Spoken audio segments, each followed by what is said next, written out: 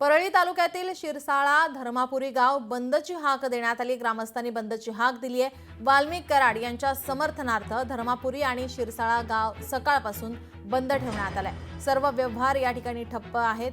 देशमुख हत्या प्रकरणाच्या माध्यमातून लोकप्रतिनिधी जातीवाद करत असून धनंजय मुंडे आणि वाल्मिक कराड यांना टार्गेट करत आहेत असा आरोप करण्यात आलाय।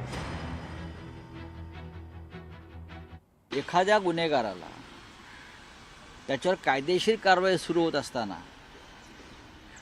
भारतीय जनता पक्षाचे समर्थक म्हणून घेणारे लोक रस्त्यावर उतरतात, हिंसाचार करतात, परळी बंद ठेवतात, सार्वजनिक मालमत्तेचं नुकसान करतात। हा काय प्रकार आहे? आम्ही एखादं आंदोलन केलं तर आम्हाला परवानगी मिळणार नाही विरोधी पक्षाला, किंवा आमच्या लोकांना तुरुंगात टाकतील। मग इथे तुम्ही काय शेपूट घालताय? प्रकरण न्याय प्रविष्ट आहे। आता आपण सगळ्यांनी शांतता पाळली पाहिजे।